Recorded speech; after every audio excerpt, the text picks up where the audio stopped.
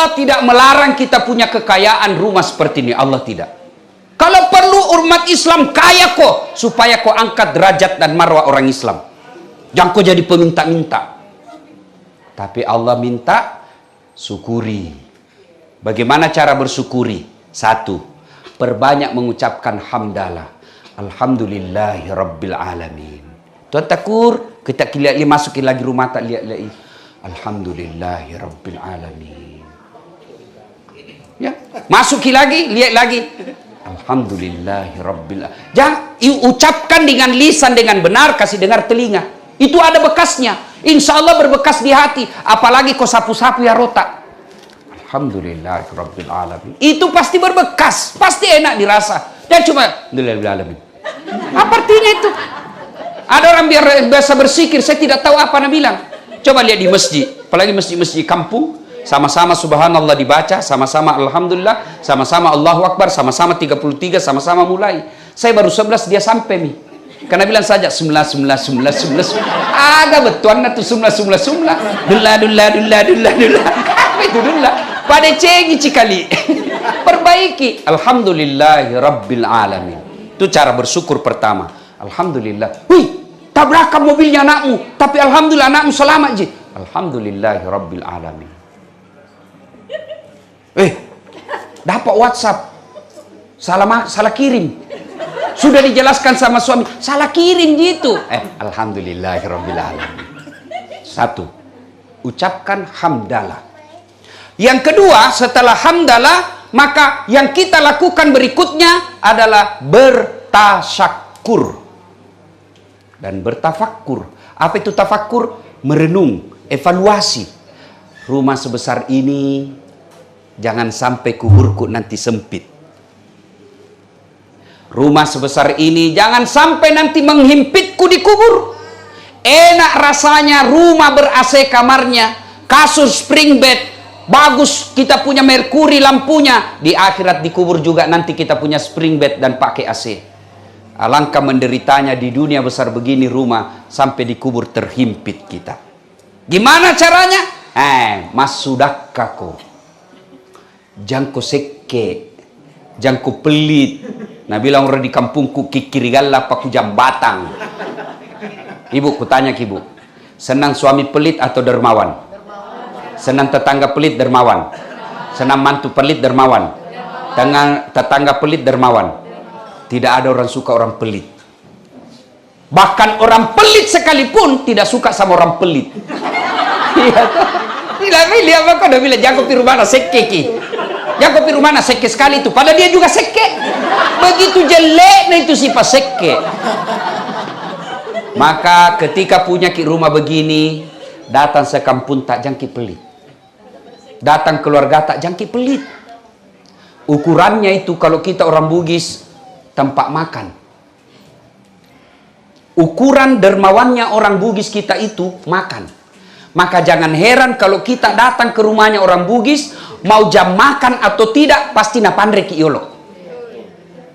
Biasanya kan ada orang tamu jam 12 pi, waktu makan pina kasih makan. Tidak. Kalau orang Bugis, mau jam 2 dini hari, mau jam 3 sore, datang langsung sibuk, nak kasih makan tuan tamunya. Itu salah satu kedermawanan ukurannya makan. Makanya orang Bugis itu beda itu kalau dia di warung dengan suku lain. Kalau orang Bugis biar tidak mau namakan, yang penting kasih rame meja. Dimakan atau tidak rame. Kalau sedikit di atas, nah bilang, masih ke. Dek na meluk yandre gagana. Itu jangan pelit. Dan tolong tunjukkan saya di dunia ini yang miskin gara-gara dia dermawan. Tunjukkan saya orang yang bangkrut karena dia dermawan. Tidak ada itu. Itu di kompleks yang sudut rumah Ustaz, kayak sekali dulu itu. Cuma karena rajin sedekah bangkrut. Tidak ada. Maka ibu-ibu kalau mau ki kaya, dermawan ki. Ini ibu-ibu ini banyak semua gelannya.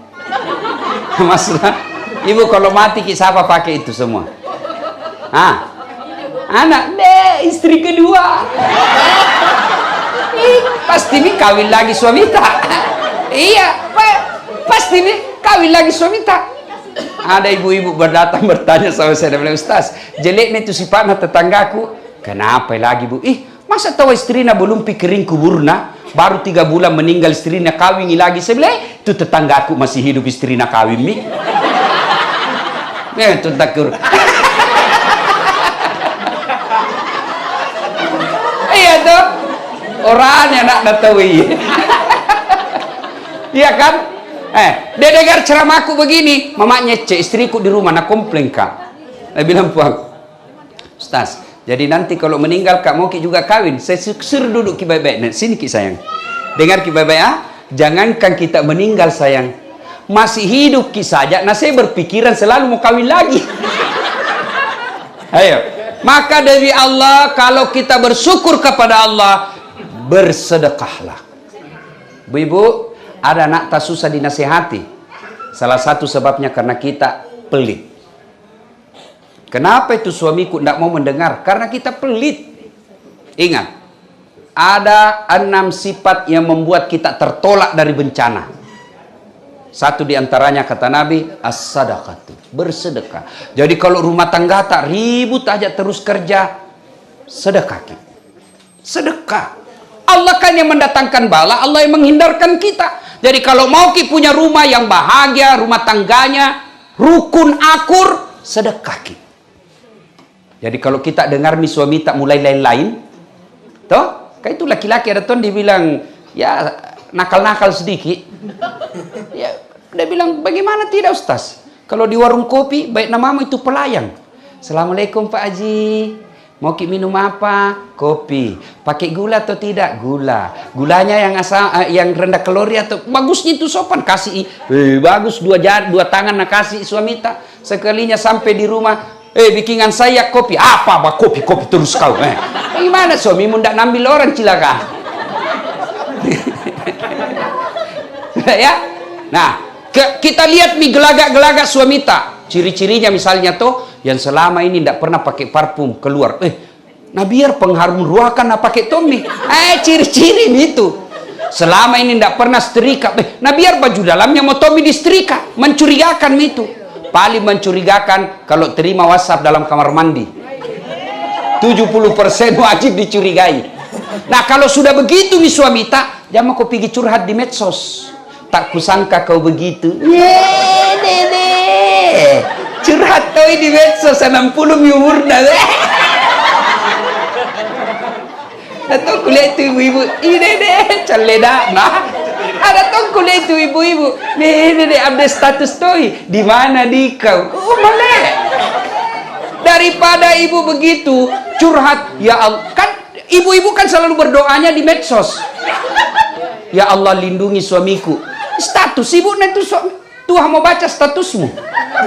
Jadi bagaimana kalau mau curhat? Salat tahajud ki. Kalau Allah lindungi suami tak, biar itu perempuan telanjang di depannya tidak mempan. Makanya minta tolong kepada Allah. Ini kita mak jaluk, manena, bertengkar. Hamil lagi. Atau begitu, aku bilang apa sih maksudnya ini?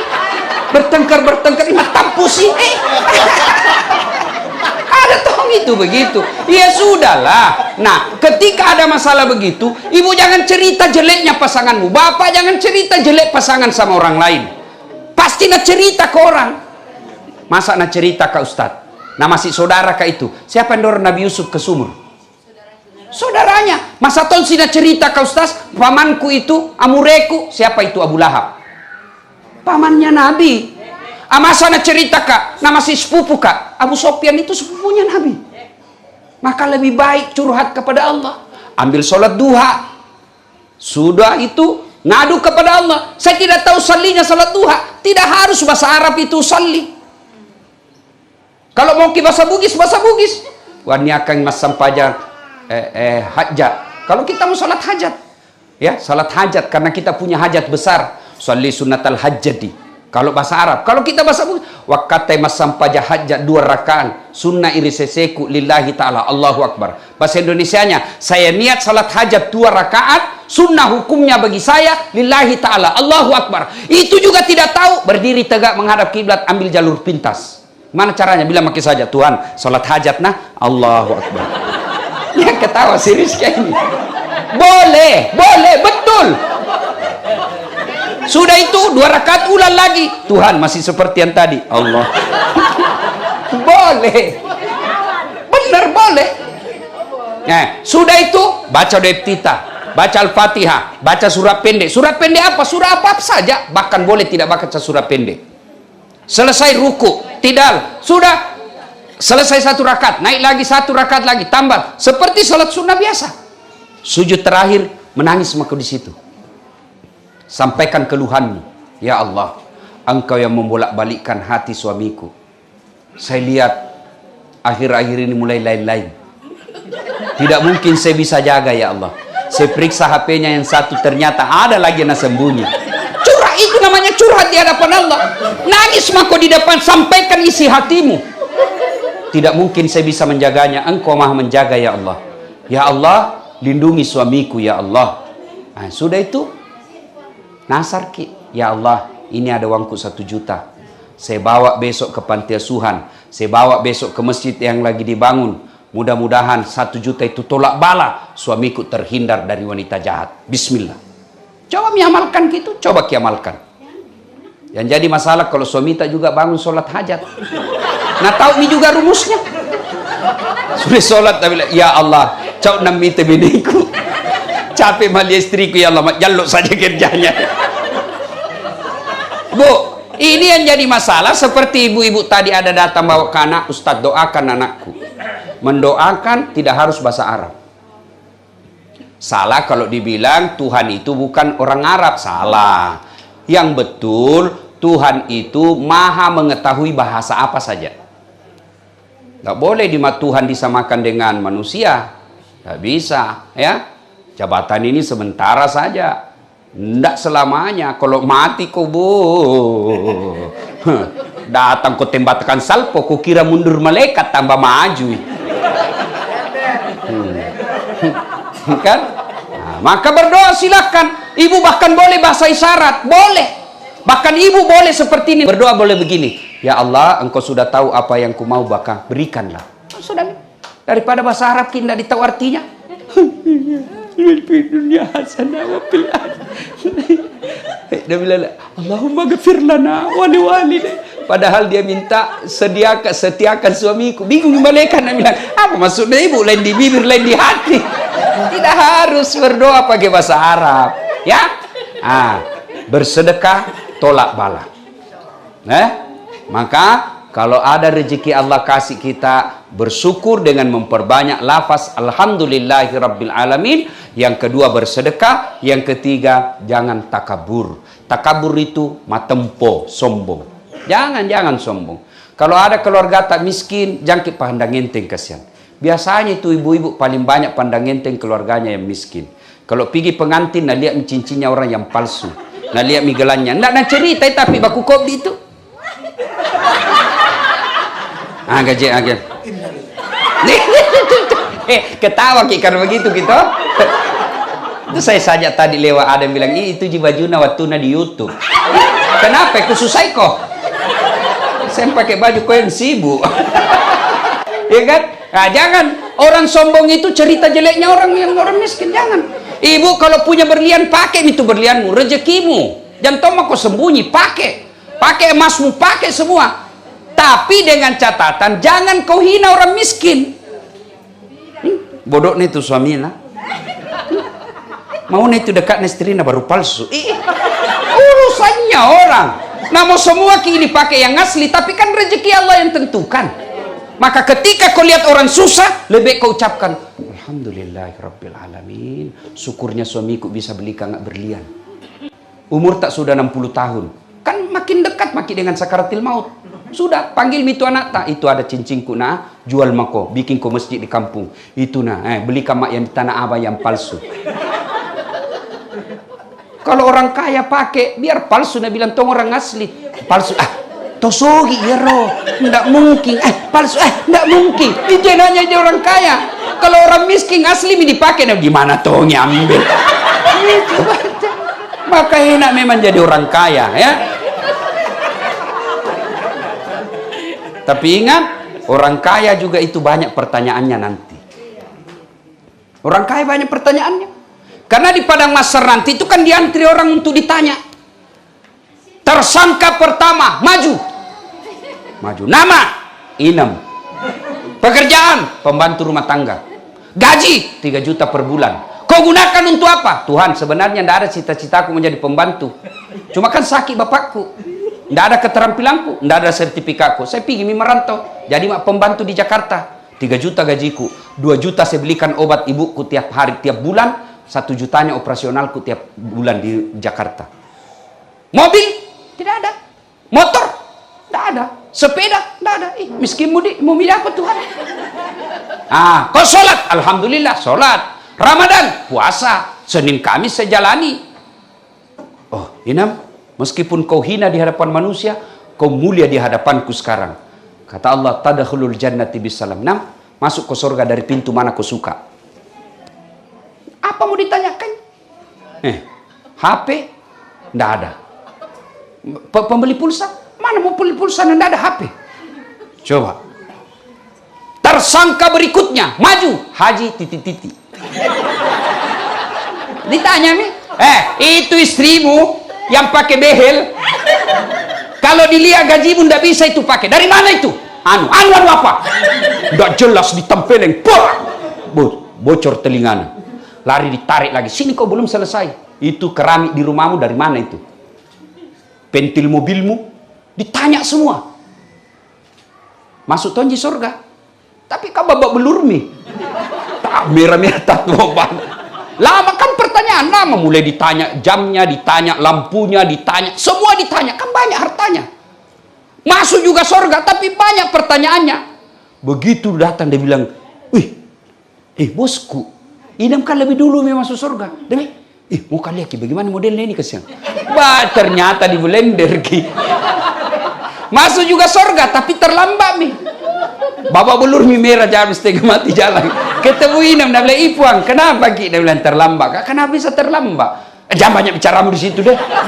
Sekira banyak mobil itu hari, kenapa bisa terlambat? Dia bilang itu mi mobil banyak sekali pertanyaannya. Jadi enak itu. Ini hidup kalau ditempatkan pada sikap yang betul, semua nikmat. Kaya dia syukur, enak. Miskin dia sabar, enak. Supaya kau miskin sabar, bayangkan bagaimana susahnya pertanyaan di akhirat orang kaya. Enak nih perasaan. Tapi yang jadi masalah, kita miskin, kita lihat rumahnya orang yang mewah, akhirnya kita tidak pernah syukur. Kita kaya, kita tidak pernah bersyukur karena kita lihat lebih hebat lagi. Nah, itu satu. Bersyukurlah atas nikmat yang Allah berikan. Yang kedua yang saya mau sampaikan. Ibu-ibu pernah rasakan hamil? Pernah toh? Enak enggak? Coba bayangkan. Pernah kita tengkurap ketika hamil? Tidurnya kan gaya pasrah. Iya toh? Belum lagi kalau melahirkan. Ibu masih ingat waktu melahirkan? Ada enggak ibu-ibu melahirkan senyum? Mentang-mentang istri menteri melahirkan, keluar kok nak? Tidak, tetap Yang ketiga, kata Umar, begitulah cara saya berterima kasih kepada istriku yang telah menyusui anakku.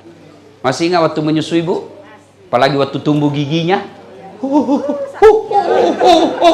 Waktu gigi kok gigi kak? Tidak, cabolo tuh kasih lepas kok nak nak.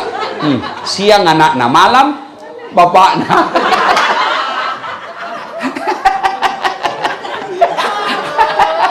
Iya toh?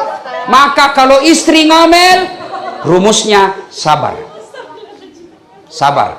Dan ibu tahu ndak? Dengar ibu, tidak ada kasihan itu laki-laki yang jago di depan istrinya. Meskipun kita setengah mati carikan uang.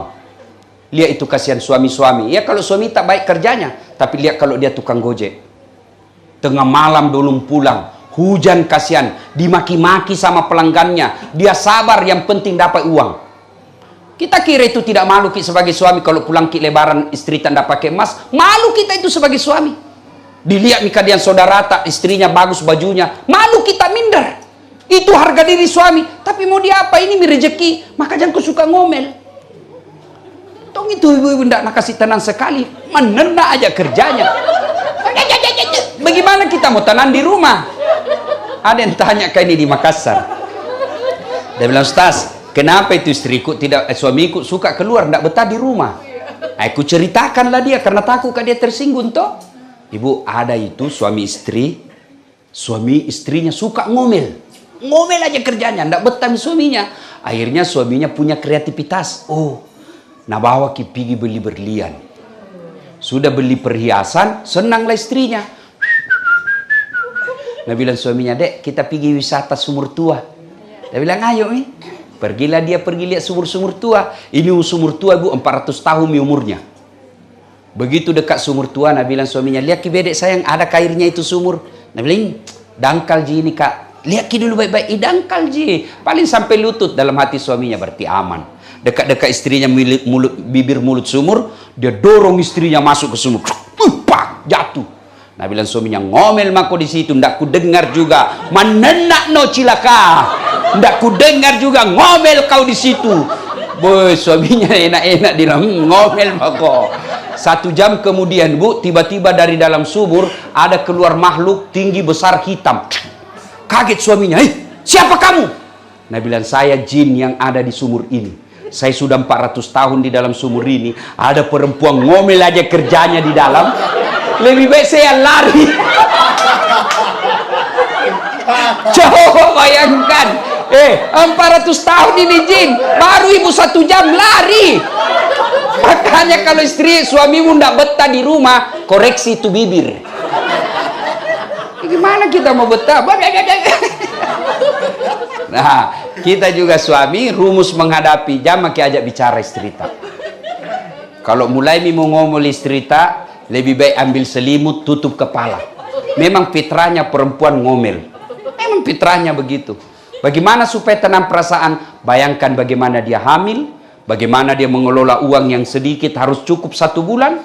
Bayangkan kalau penghasilannya suaminya cuma 5 juta 1 bulan, ada cicilan rumah, ada cicilan motor. Mana cukup, tapi itulah hebatnya perempuan. Nah, maka kalau ngomel, rumusnya sabar. Ketika ada dalam hati sebagai suami, saya setengah mati belikan rumah, saya setengah mati kerja, dia tidak hargai saya, setan itu. Setan. Kalau kita sudah tidak senang istri, bukan dengan memakinya, bukan dengan menghinanya, apalagi sampai menyakiti badannya, bukan laki-laki orang begitu. Kalau tidak senang lagi, kembalikan dulu orang tuanya. Pak, ini ada masalah dulu ini. Caukam mewai, caukam mulu yebeneku. Mungkin mudah-mudahan dengan nasihatnya Bapak bisa lebih baik. Sudah dikembalikan tidak ada perubahan, Allah kasih jalan keluar. Pisah kau baik-baik. Jangan saling menghina. Keburukannya istri sama suami tanggung. Itulah yang enaknya juga jadi perempuan, Bu. Karena kalau perempuan, kalau dia berdosa, suaminya ikut tanggung dosanya. Suaminya berdosa, istri tidak menanggung dosa. Itu enaknya jadi perempuan. Kalau suaminya ulama, tapi istrinya tidak pakai jilbab, istrinya tidak sholat, istrinya tidak puasa, ku anfusakum wa ahlikum nar. Itu suami nanti yang tanggung di akhirat. Kalau istri, suaminya pemabuk, suaminya koruptor, suaminya pezina, suaminya penarkoba, tapi istrinya baik di rumah, tidak bagus agamanya, tidak ada urusan. Kata Allah, jangan kurusi, kau tidak tanggung dosanya suamimu. Itulah sebabnya istri tidak boleh keluar rumah tanpa izin suami. Suami tidak harus minta izin sama istri. Kenapa? Karena memang suami kerjanya harus lebih banyak di luar rumah. Nah, ibu bapak, saudara-saudara sekalian, banyak yang mau disampaikan, tapi waktu jualah yang membatasi kita. Ceramah saya ini tidak ada gunanya kalau tidak diamalkan. Mulailah mengamalkannya dengan menghilangkan sifat sombong dan banyak sifat syukur. Kalau kita sudah mampu bersyukur, maka Allah pasti akan tambah nikmat.